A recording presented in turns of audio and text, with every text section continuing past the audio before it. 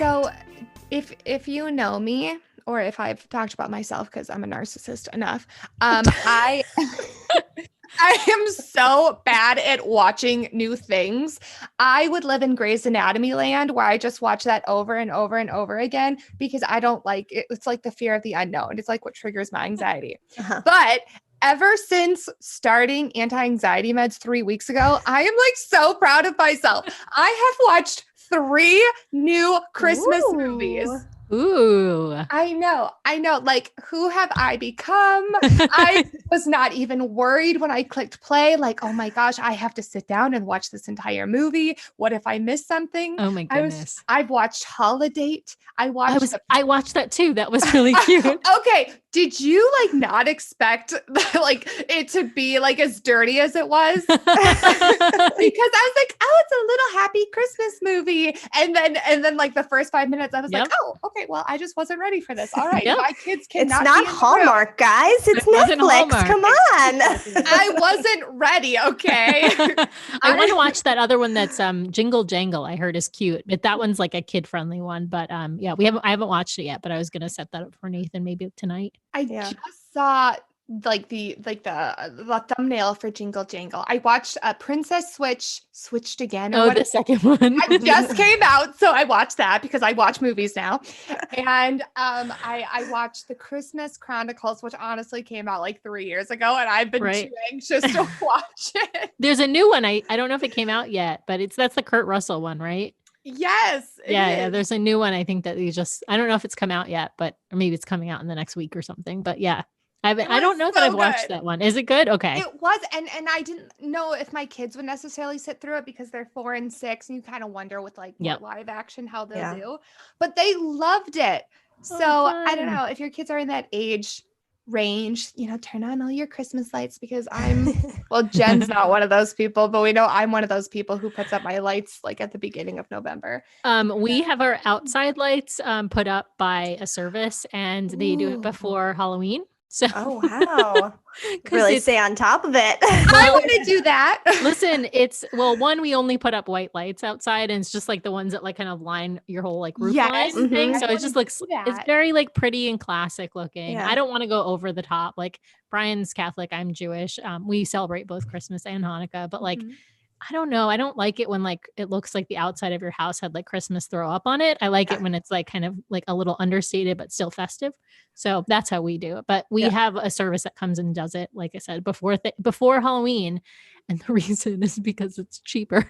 Yeah. They charge you less. That's good to know. Like the pre-Halloween special. Nice. Because I wanted to do that this year, and we have not even gotten around to calling, so we're super tempted. That is good to know. Yeah. And we haven't turned them on yet. We just, because you just have to we just haven't plugged it in yet, right? So, yeah. Ooh, I'm going to keep that in mind.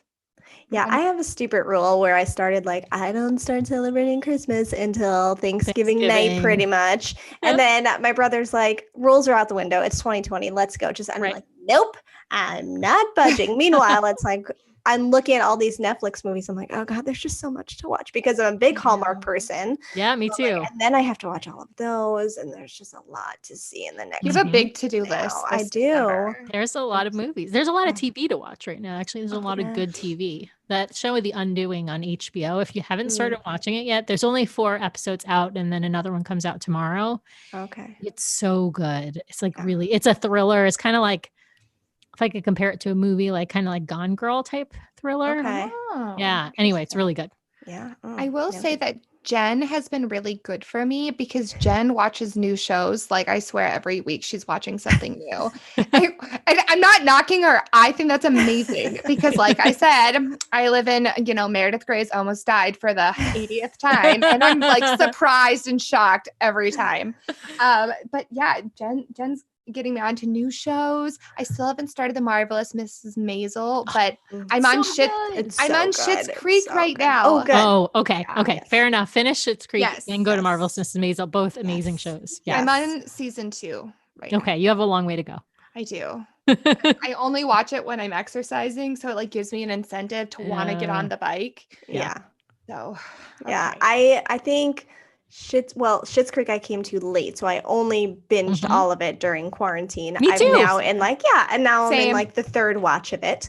As you do. Yeah. And then Marvelous Mrs. Maisel, I think maybe I binged the first and then watched the second as it was happening or something. But I feel like both those shows in 2020 are like, oh my God, these are amazing shows and nothing will be as good as these two shows. Totally. You just need I feel like that, just like those kinds of like uplifting like comedy shows are just, helpful in this time where we're all like, where we all should be on antidepressants, Angela.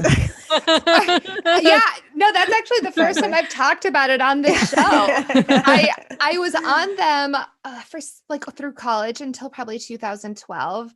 And then like around the time of the election, I was just like, I can't do this anymore. Mm-hmm. I don't know why. I know. I was like so hesitant. And then I texted Jen one day. I'm like, well, I wrote to my doctor about going on some, anti-anxiety meds again. Mm-hmm. I think for the longest time I was like, my last anti-anxiety med made my migraines worse. And so I think I just had this mentality that anything else I tried would do the same thing. But yeah, I just got to the point where I'm like, every day I feel like that bad feeling in my stomach, like I did something wrong, like something bad's going to happen. And what's funny is, actually, this is not funny at all, but my dad did like a generalized anxiety course. He's a doctor. So he took a course virtually. And I came home for some reason and he's like, I'm going to give you this quiz. I'm like, okay, this sounds like fun. So he gives me this quiz and he's like, yep, so you scored in the severe.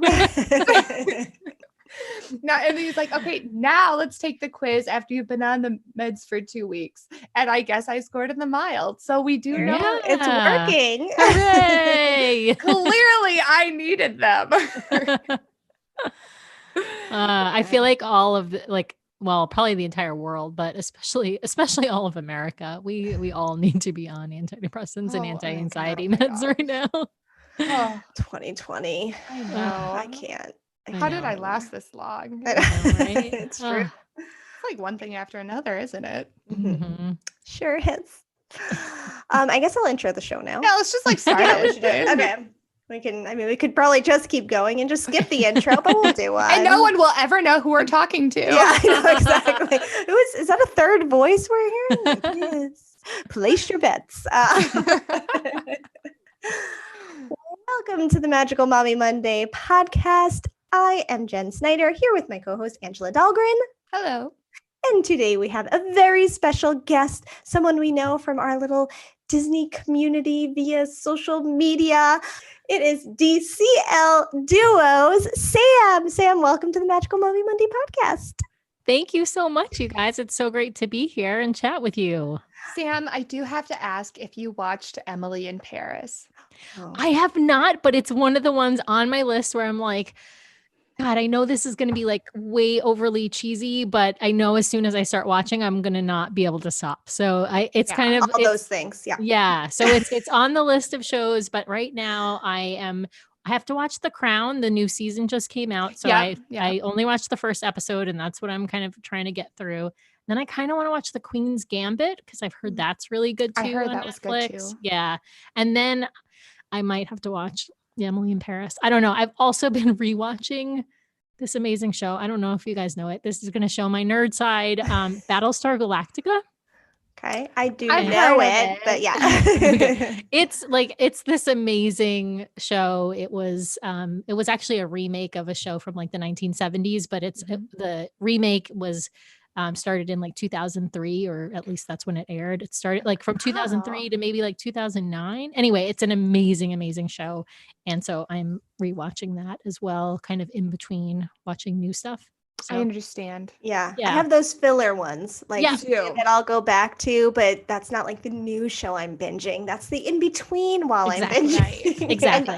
And you have the shows like me that you fall asleep to. I fall asleep to Blackfish, which makes no sense. It's the most depressing documentary you've ever seen, but I fall asleep to it almost every night. And occasionally Tiger King, which also doesn't make any sense.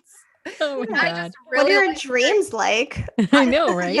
You'd think that they'd be really messed up, but at this point, I don't know. Like I just kind of explains my personality. I've been falling asleep to Dawson's Creek. I mean, because my like high school self like kind of still loves Pacey Witter, and so I'm just watching that right before bed. That's it. Yeah, it calms you down. Yeah, I get it. I said that last night to my husband. I was like, oh yeah, I forgot Dawson's Creek is back on Netflix. You want to watch it? He's like, not really. I'm like, right, but you? Because but did you know back in high school? Because if you didn't, we probably have to go down the rabbit hole. So I love it. No, Emily in Paris is one of those shows. It's like the movie Morning Glory, where you just kind of, it's with Rachel McAdams and Harrison Ford. Oh, I haven't seen that one. It's one of those movies / Emily in Paris. It's one of those shows where just nothing bad happens, so you can watch it just knowing that it's just gonna be fluff and it's just gonna be good. Yeah. And you kind of need that right now. Even though Emily in Paris is just like legit a little ridiculous, you just know it's gonna be like, okay, I'm good right now. That's why I watch those Hallmark movies, right? Yeah. I mean, it's like, if I want to watch something that's mindless and I can see like somebody fall in love and nobody's going to usually die or anything that's going to happen. Yeah. If I want to watch like how to fall in love with your husband, watch Hallmark, how to like murder your husband, watch Lifetime, right? So, right. Oh my God, that's so true. Yes. So absolutely. that's so I kind of try and stay away from Lifetime, especially when we're stuck at home all the time. Right. Yeah. And you'll learn how to kill your husband. Yeah, exactly. I get it. That wouldn't be good. Otherwise, you have Hallmark where at 20 to the hour, a big problem happens and someone's about to leave the small town. But at 10 minutes to the hour, it's getting better. And with 3 minutes left in the movie, there'll be a kiss. Absolutely. Beautiful and magical. It'll be great. But you always have to act like, how are they going to resolve this? Yeah. Like, oh, man. It's going to be a happy ending? I don't know. It's a big problem. Oh. I know. And all those, all those big city corporate lawyers who end up like in small towns, like opening up bakeries and stuff. Right? I just wonder how they make ends meet. Right. Now, you mentioned you were a lawyer. Have you ever thought of moving to a small town and maybe just adopting a Christmas tree farm? Yeah, right, exactly. I'm going to move to a Christmas town. Yes, and open up a bed and breakfast and have a Christmas tree farm. I love it. Perfect. That's a great idea. Yes. I'm sure I will be able to afford all of my trips to Disney World and Disney Cruise on that salary. Exactly. Yeah. Just leave your life behind. Yeah. Exactly. No big deal. I think a year or two ago, out on Long Island, for those of you listening not locally, there was a Christmas tree farm and house for sale or in foreclosure or something was happening. I was like, oh my God, this is it, guys. I can live my Hallmark dream. Do we need to do this? I have nothing close to the money they're asking for because it's Long Island. It's not a small town in Maine or like somewhere else. Who do we need to do this? Anyone want to go in on it with me or no? But it's a Christmas movie, so you're supposed to find a way and make it happen. It's true. I probably didn't try hard enough. I know. Santa didn't, just like bring you a check. I know, right? Yeah. Like, well, good news is you had an anonymous donor. What? Oh my God. The Christmas miracle. Oh goodness. I'm excited for next week when I can finally allow myself to watch them. I know you are like way behind. Me and my mild anxiety is way ahead of you. Yeah, I can't understand the willpower that you have, Jen, to not at least have started watching. It's amazing. No, yeah. And because my brother and sister-in-law also watch them, my sister-in-law will also be like, no way, your sister's totally doing. My brother's like, I don't think she is. And he'll text me and I'm like, nope, I haven't watched one yet. They're like, just goodness. Do it. What are you doing? That's also a lot to cram into like a month, right? It is. I like when Thanksgiving is earlier because it gives me like a little extra week, but not this year. We do have to update our guests on the cameo that Frank received for his birthday. That's right. And what he thought. Yeah. So I got my brother a cameo from Alicia Witt, who is the redhead who's always in the Christmas movies. I don't know where the file is or else I'll bring it in. Yeah. And I had her like wish him a happy birthday because his birthday is at the end of October. And then I played it for him like on Zoom so I could record his reaction, because of course I thought maybe it would come when I actually saw him, and it didn't. But I'll send you the YouTube link for that later. Oh my God, that's adorable. Yeah, he was pretty excited about it, and then was like, hold on, and then he like brings in his wife. He's like, watch this, and then I'm like, and here's your own personal file of it. So funny. So that's good. I love that cameo. That was good. Yeah, It was good. That's good. That is a good idea. I have not thought about doing one of those for a birthday, but Brian's birthday is in January, so maybe that should be on there. Yeah. Yeah. Some are pretty pricey, some aren't. So she did an incredible job. Yeah. Yeah. All things considered. Mm-hmm. Definitely. I wonder if Chris Evans is on there. Oh. Just dreaming. I know. That's what I do. I'm like, if Sterling K. Brown, who is yes, This Is Us. Yeah. Yes. And I loved him on Army Wives as well. And so I constantly tell my husband, I'm like, are you watching Cameo for Sterling? Because hint, hint, just to let you know, if he pops up, he's like, I'm watching, I keep checking. I'm like, okay. Jen is just like, she's so much cooler than me because she's like in the know. Like Jen is like so active on TikTok. She like knows what the cool kids are doing. She knows all about Cameo. Oh my gosh. I'm not so behind. She's probably a K-popper too. I'm not. You know what? And I feel like every time I hear that, I'm always like, what? Oh, right. Yeah, no, I don't know. I think that's where I fall short. But you know what? I should fall a lot shorter with my age and what I'm doing. So. She's going to be that hip grandma who knows as much as her grandkids. That's true. And I'm going to be like making fun of my grandkids. I'm going to annoy my kids. I do see TikToks where the moms are like driving their teenagers crazy, like trying to use all the lingo. And they're like, what are you doing? Like, me. That's totally me. I love that ad with the two old ladies, and one says to the other, I unfriend you. Yes. That's not how this works. That's not how any of this works. Exactly. That's totally going to be me. Yes. Oh my gosh. I love it. Oh, good time. Social media.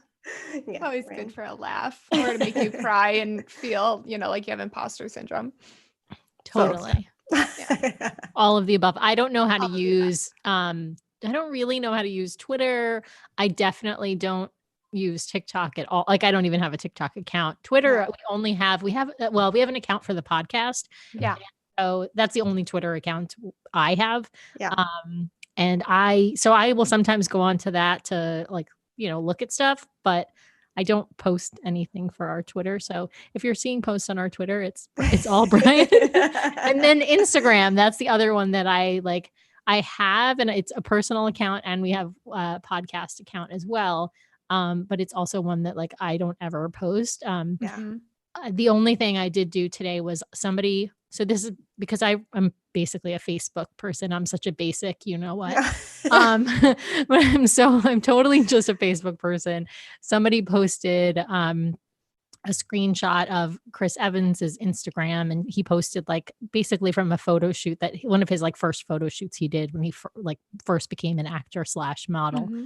And I then went over to Instagram and went down the rabbit hole of the entire Instagram, because Captain America, he's American. This is I'll be PC, but he's you know what? Well, I have to ask then about Chris Evans. You said you're not really active on Twitter, but did you see any of the? Oh, I know what you're talking about. Picture that slipped.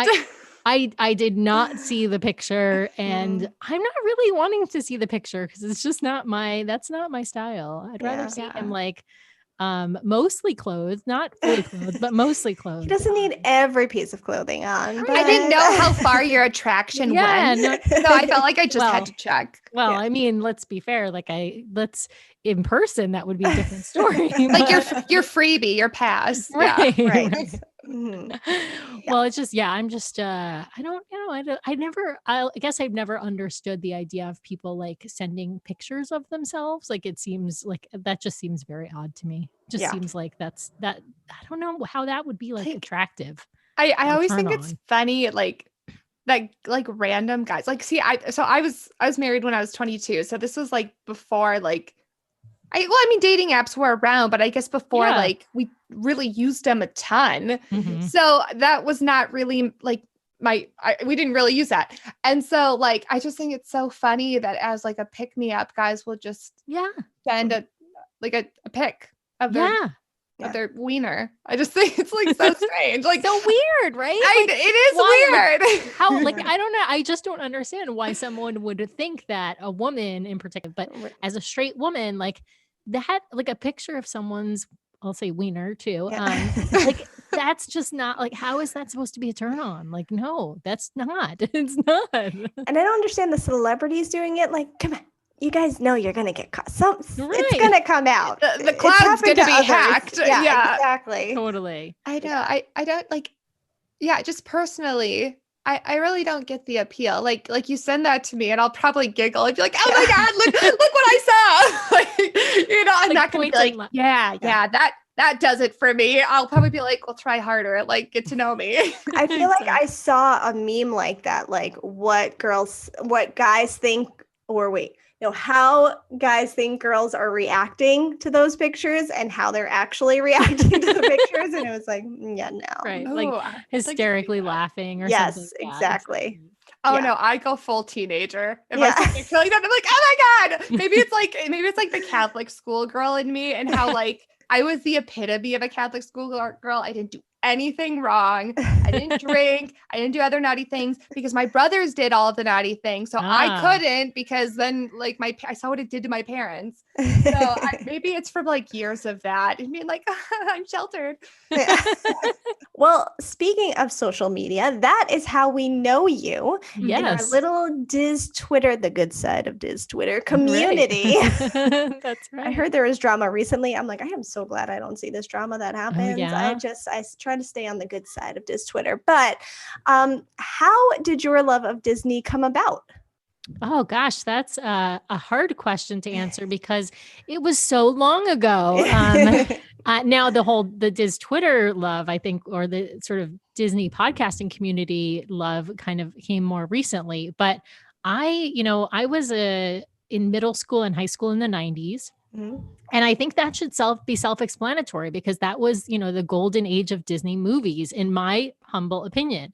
So we're talking, Little Mermaid and Lion King and Aladdin. The Renaissance, exactly. The Disney Renaissance. And so those animated films were just a huge part of my growing up. And one of my closest and dearest friends to this day, who I've known since 5th grade, was Disney obsessed, more so than I. And, to the point at which they've like worked for the Disney company and things like that. So cool. Yeah. And they currently live in Orlando, but I'll let them remain nameless. If they listen to this podcast episode, they will know who I'm talking about.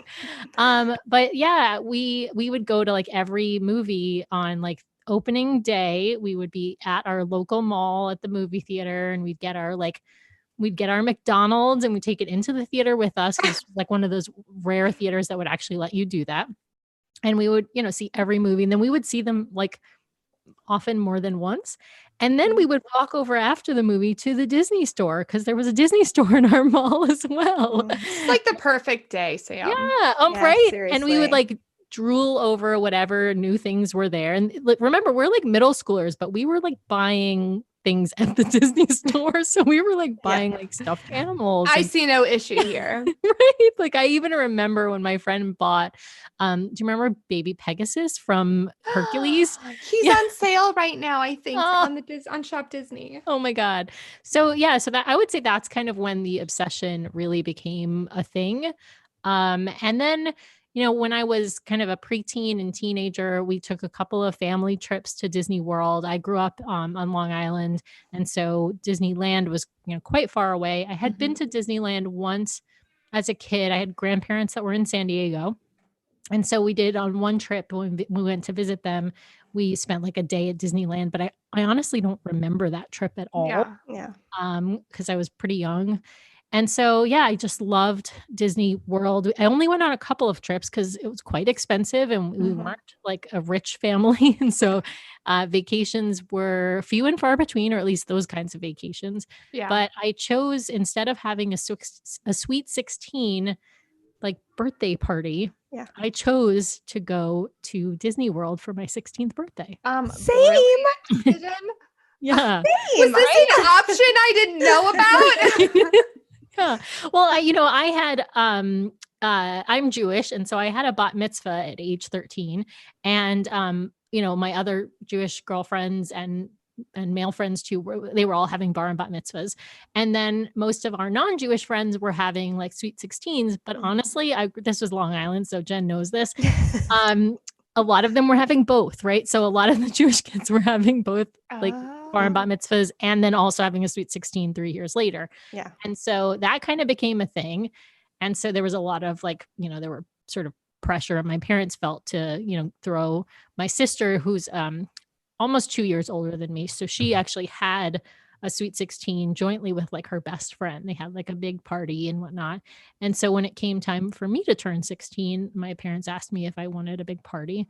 And I said, no, I want to go to Disney World. And so we did. So sweet 16 parties are actually a thing? Oh, yes. Angela. Oh my goodness, come to Long Island, Angela. Yeah, right. Yeah, this is the thing that maybe a lot of the listeners don't know. But this isn't just a TV show. Like you actually do this. Yeah. No. So remember that MTV show, My Super Sweet 16? Yes. Right. Yeah. Okay. So that's not everybody's Sweet 16 is at that level, right? Like those are that's like maybe that's the higher end, I would say, what you're seeing in what you saw in that show, and those are rappers' kids and things like that. Right. However. It's not that far off when you think about like a modest wedding. Mm-hmm. Like, yes. If you think about like a modest wedding, like 100%, when I say modest wedding, I mean still like 100% wedding with like a DJ in like some kind of hall, right? That's like what a lot of people do. It's the same for bar bat mitzvahs, in the New York, New Jersey, kind of Philadelphia, Connecticut area.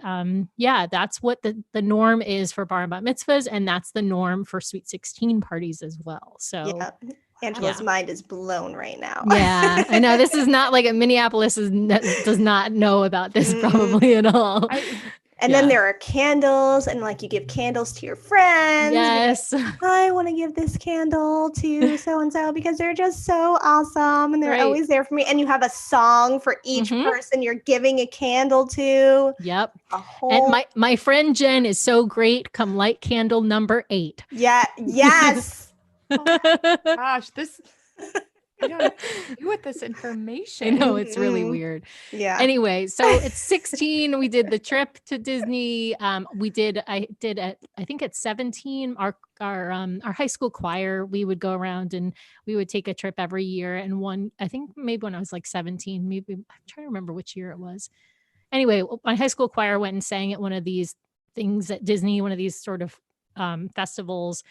And so that was another trip I got to take in high school. And so the obsession continued through high school. And then in college, this friend of mine was down in Orlando. I went and visited him one trip, and then it kind of stopped. My Disney experience just kind of halted because I was, a college student and didn't have any money to go to Disney myself. And my parents were not going to take me to Disney at that point. They're like, you're like 20 years old. They didn't sort of they never had the kind of affinity for Disney that I did.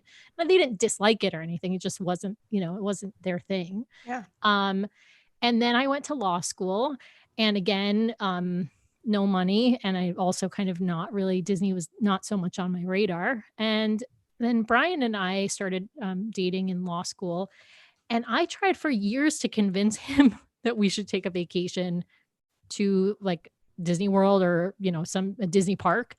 And he really didn't get it, which is so funny because now he's like Disney obsessed. Yeah. But there were many years where he just didn't get that like you could be like a 20 something or even like an early 30 something and without children and enjoy Disney. Yeah. So it was just a couple of years ago when it was Brian's 40th birthday that he had decided he wanted to do a cruise.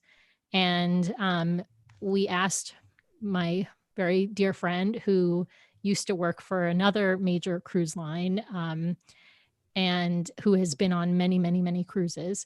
many, many Disney cruises specifically, and asked him like, okay, well, if we're going to go on a cruise for my 40th birthday, what is the cruise line we should go on? And we had been on a couple of cruises on other lines.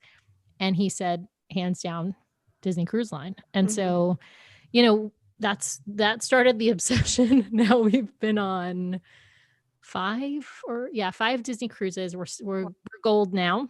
Nice. And now we're annual pass holders at both parks. Oh my God. Although actually technically right now we're not, because we got our like refund on because of COVID. But we became annual pass holders. We've been on like tons of Disney trips, more Disneyland than Disney World, because we live in the Seattle area. So West Coast is obviously it's just closer easier to get to. And we could go for a long weekend and really like hit everything we want to hit, versus Disney World. Obviously that's just not possible. But yeah, so we're both obsessed now. And I would say maybe Brian has surpassed my obsession now. And he's kind of one of those people though, that like when he gets into anything, he like goes like whole hog. He's like full force, whatever it is. And we really are into Run Disney. We've only been able to do one of the events, which was one of the in-person events, Disney Marathon Weekend in early 2020. And we were signed up for some other ones, but they've all, of course, since been canceled. So yeah, forward to more of those. So the obsession is, I'd say primarily, I would say cruise line is number 1, and then parks is probably number 2. I don't know. Run Disney is like a close second. Yeah. And then of course, like the movie and animation universe, and the Marvel universe, all that stuff we love as well. So yeah, kind of all around Disney obsession. And then of course we decided to start a podcast. Right before the pandemic started is when we made the decision, and we'd been, listening to a lot of Disney focused podcasts, and wanted to kind of focus on Disney Cruise Line, thus DCLDuo. But also we didn't want to be, completely limited. And so we talk about, as you guys know, we talk about the cruise line, we talk about other kinds of Disney travel. We tend to focus on cruising and travel, although occasionally we'll talk about like a Disney cookbook or something like that.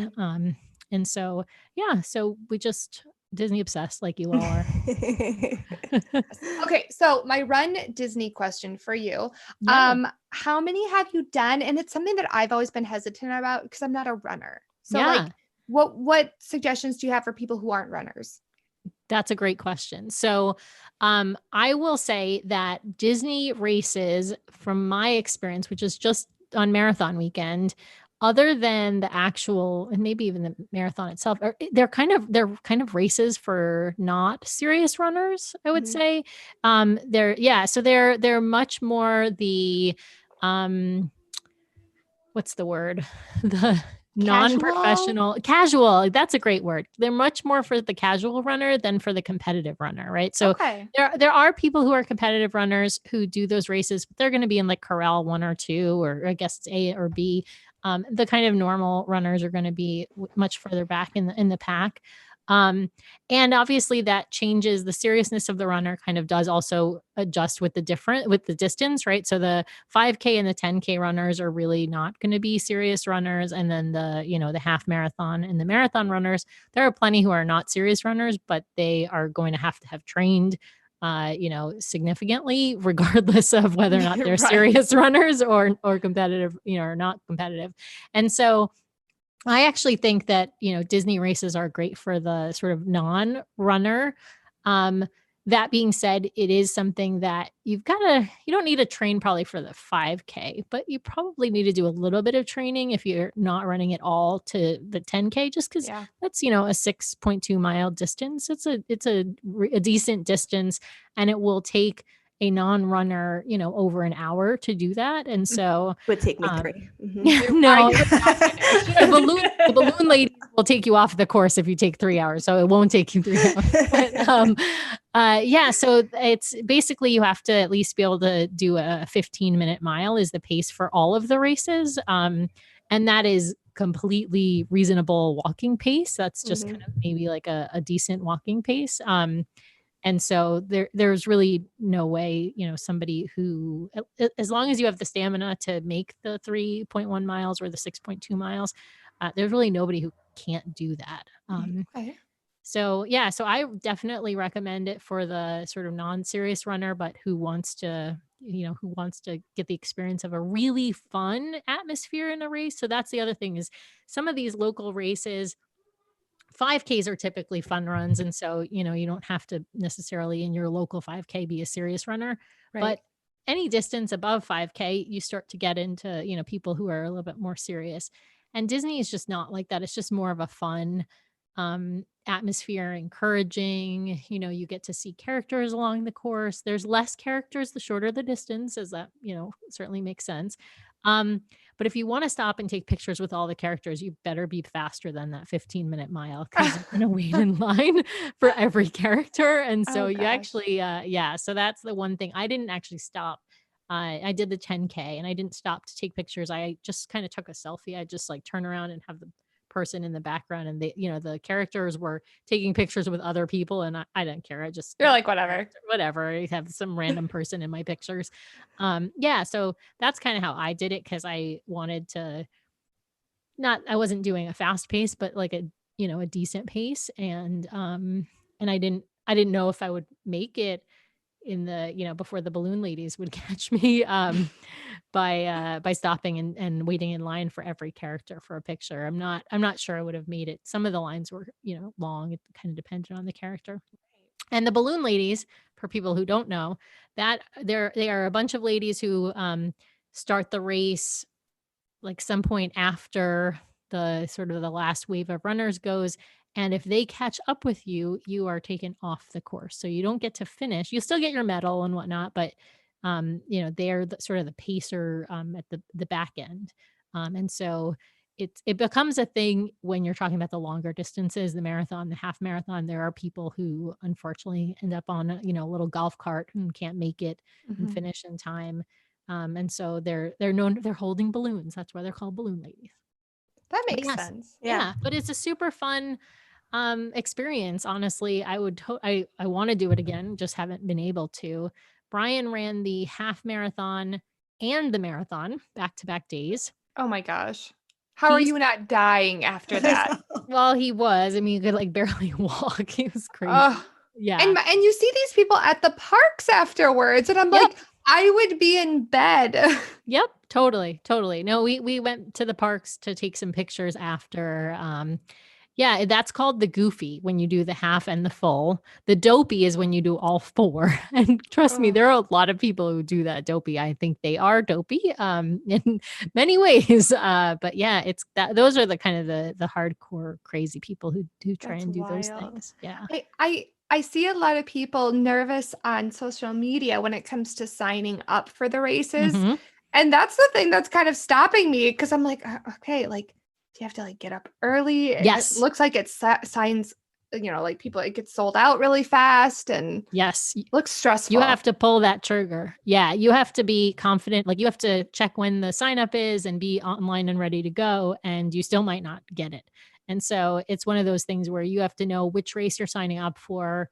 And they publish all the dates and information ahead of time before you can actually sign up. But you have to know which race you're going to sign up for in order to be able to get it. There are some other ways of kind of, if you book through certain races, if you book through like a travel agent, it comes with like a race entry and things like that. So there are some kind of tricks to getting. That's how we did. We're able to sign up for our first one. Some tricks and tips in getting into a particular race. But just doing the normal way is you have to be online and ready to go and all of that. Yeah. But what do you think, Jen? You guys should do it. I know. There have been years where I'm like, maybe like if I really got into working out or training of some sort, maybe I could pull off a 5K. And I don't. And then I'm like, oh, it's January. Okay. Well, you know what? Maybe the next one. And I haven't done it yet. So it's not out of the question. I could not do a marathon. I mean, there's no shot. Me either, to be I've never even run a half marathon. I mean, Brian has run half marathons and full marathons, and I have run 10Ks. I have trying to think. I think I've ran a 12K. So, the Seahawks fans, we call ourselves the 12s. And so, there's always like a Seahawks 12K every year. So I've done the 12K. I was supposed to do a 15K at one point, and I actually broke my ankle running the 15K. Oh my gosh. Yeah, this was a few years back. And at that point, I was actually trying to train for a half. That was my goal, and I never made the goal. And so I've kind of decided that was the universe telling me that I wasn't supposed to run past 10K, basically. So I'm okay with that. I don't need to be, I'm certainly not ever going to be a professional runner. Right. It's, I'm not a hobby. fast. Yeah. I am not fast. I should have that Baymax, I'm not fast. Yeah. So it's it's a fun thing. We do a lot of like fun runs around, in our area, and we have done some of the virtual 5Ks through Run Disney.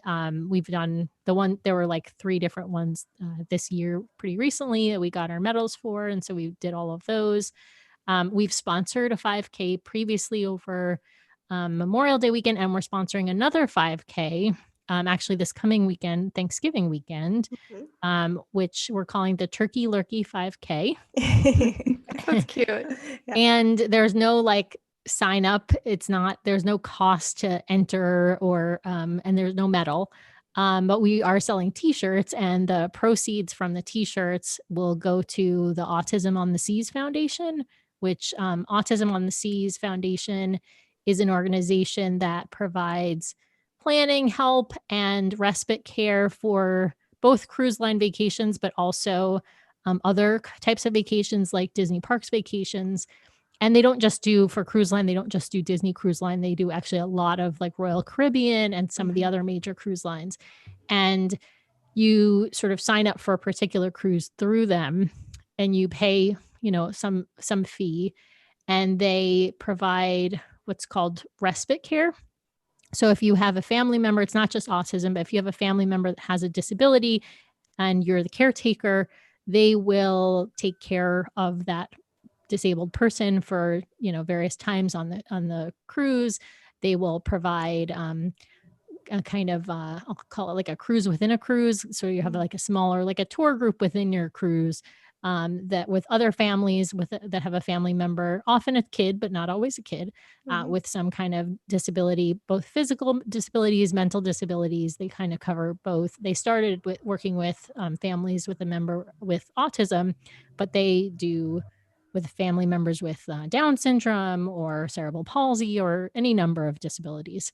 And so they have their foundation arm, which helps people who can't afford to pay for their services get those services so they can take a vacation. Because as you can imagine, people who have family members with significant disabilities don't always have a lot of cash lying around to pay for vacations and then to pay for respite care on those vacations. But it's a charity that is near and dear to our heart. We have a son who's on the spectrum.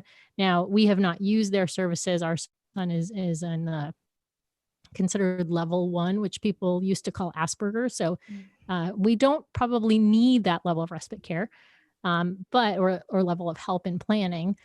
But we know, that's something that is really helpful for other families. So that's the 5K that we're sponsoring is we're trying to help families who have a family member with a disability have a vacation that is fun, that is not filled with worry, and that is relaxing for both, the person with the disability, but also for their caretakers, which are often, parents who don't get a break. Yeah. And that caregiver fatigue is really real. And, getting that break makes you, just for all parents, getting a break at the end of the day makes you a better parent, because it allows you to focus on yourself, relax, get that break like we talked about. And so that's such a wonderful cause. Is there a website, or is there like a hashtag you're using so people can tag, their pictures on the run?